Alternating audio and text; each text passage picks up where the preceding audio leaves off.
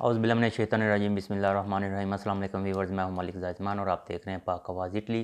ہمارا YouTube channel subscribe کیجئے، bell icon press کیجئے اور زیادہ سے زیادہ شیئر کیجئے تاکہ جو ہماری انفارمیشن ہے وہ زیادہ سے زیادہ لوگوں تک پہنچ سکے۔ ویورز، دو اہم خبریں آپ کے ساتھ شیئر کرنے جا رہا ہوں، جن میں سب سے پہلی خبر جو ہے وہ یہ ہے کہ وزارت سرمایہ کاری کی جانب سے حکومت پاکستان اور بالخصوص جو ہے وہ وزیر اعظم پاکستان کی اپروول کے بعد جو شہریار خان صاحب ہیں وہ اٹلی میں سرمایہ کاری کے جو ہے وہ اعزازی سفیر مقرر کر دیے گئے ہیں۔ اور اس حوالے سے میں آپ کو شہریار خان صاحب کے حوالے سے تھوڑا سا ڈیٹیل بھی بتاؤں گا کہ وہ یہاں پہ عرصہ دراز سے جو ہے وہ کام کر رہے ہیں اور ان کی مارکیٹنگ کے حوالے سے کافی جو ہے وہ تجربہ ان کا ہے، اور اس کے ساتھ ساتھ تھوڑی سی اگر دیکھی جائے، اگر کوئی ان کی ہسٹری نہیں جانتا یا ان کو پہچانتا نہیں تو تھوڑی سی ان کی ایجوکیشن کے حوالے سے میں آپ کو ڈیٹیل بتا دیتا ہوں کہ شہریار خان جو ہے وہ 30 جنوری 1977 کو ملتان کے شہر میں پیدا ہوئے، اور اس کے ساتھ جو ہے انہوں نے پنجاب یونیورسٹی سے اپنا ماس کمیونیکیشن جو ہے اس میں ماسٹرز کیا، اور لا گریجویشن بھی جو ہے انہوں نے مکمل کی پنجاب یونیورسٹی سے ہی۔ اور اس کے ساتھ ساتھ انٹرنیٹ پرووائڈر اور ٹیلی کمیونیکیشن کے حوالے سے تجارتی سہولتیں، اور اس کے ساتھ ساتھ اسٹریٹجک جو ہے وہ جو تجربہ ہے ان کے پاس کافی زیادہ ہے منصوبہ بندی کے حوالے سے، اور یہ سرمایہ کاری کے حوالے سے کافی بہتر انداز میں جو ہے وہ سرو کر رہے ہیں پچھلے 17 سال سے business as a business man, اور اٹلی میں بھی جو ہے وہ اپنا بزنس کر رہے ہیں۔ تو سرمایہ کاری کے حوالے سے جو اعزازی سفیر پہلی دفعہ جو اٹلی میں ہوئے تھے مقرر، وہ 2016 میں ہوئے تھے۔ 2016 سے 2018 تک کا ٹرینور تھا اگر میں غلط نہیں ہوں۔ تو اس کے بعد جو ہے وہ چونکہ گورنمنٹ کو معاملات اس قسم کے تھے کہ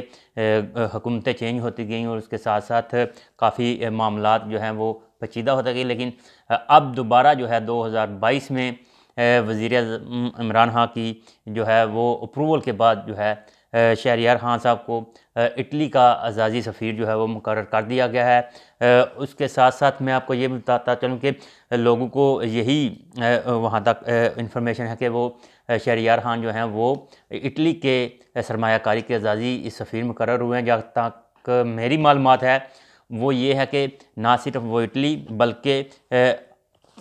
دیگر 17 ممالک میں بھی اپنی جو یہ سروسز ہیں وہ دیں گے۔ تو یہ اٹلی کے لیے، اٹلی کی کمیونٹی کے لیے ایک اپرچونٹی ہے، بلکہ پوری اٹلی جو ہے وہ مبارکباد کی مستحق ہے۔ کمیونٹی جو پاکستانی ہے، اس کی وجہ یہ ہے کہ ایک طرف تو گورنمنٹ آف پاکستان اوورسیز پاکستانیوں کو جو ہے وہ ایسٹ سمجھتی ہے اپنا بہت بڑا، اور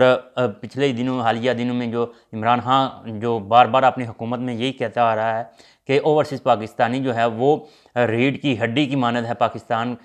کی معیشت میں، اور اگر 1 کروڑ کے قریب جو اوورسیز پاکستانی ہیں ان کو بہتر انداز میں ٹریٹ کیا جائے اور ان کو قائل کیا جائے کہ وہ اپنی انویسٹمنٹ جو ہے وہ ملک کے اندر کریں، تو IMF سے چھٹکارا جو ہے وہ حاصل کرنا ناممکن نہیں ہے۔ تو اس حوالے سے کافی چیزیں جو ہیں وہ گورنمنٹ آف پاکستان نے بھی جو ہے وہ اوورسیز پاکستانی کے لیے کی ہیں، جس میں روشن ڈیجیٹل اکاؤنٹ سب سے اہم ہے۔ اب جو ہے وہ سرٹیفکیٹ اسٹاک مارکیٹ اور ریئل اسٹیٹ فنڈ جو ہیں وہ بھی ڈائریکٹ جو ہے وہ اوورسیز پاکستانی کر سکتے ہیں بغیر کسی روک تھام کے۔ اور اب جو ہے وہ شہریار خان صاحب یہ بھی بتا رہے ہیں کہ نیشنل ریمیٹنس لائلٹی پروگرام جو ہے وہ شروع کیا جا رہا ہے، اس میں بھی جو ہے وہ بہت زیادہ سکوپ ہے اوورسیز پاکستانیوں کے لیے۔ بہت ساری چیزیں جو ہیں وہ آ رہی ہیں جو کہ جن سے اوورسیز پاکستانی مستفید ہو سکیں گے۔ اور اٹلی میں جو اوورسیز پاکستانیوں کے حوالے سے میں یہ بھی بتاتا چلوں کہ شہریار خان صاحب آپ کے پاس اب اعزازی کونسلر مقرر ہو چکے ہیں سرمایہ کاری کے۔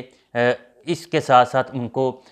ہم لوگ یہاں اوورسیز پاکستانی جو اٹلی میں مقیم ہیں، وہ جو یورپ میں اوورسیز پاکستانیوں کے مسائل ہیں اس کے ساتھ ساتھ جو پاکستان جاتے ہوئے جو اوورسیز پاکستانیوں کو مسائل درپیش آتے ہیں وہ بھی آپ ان سے ڈسکس کر سکتے ہیں، کیونکہ سرمایہ کاری وہیں پہ ہی ہوتی ہے جہاں پہ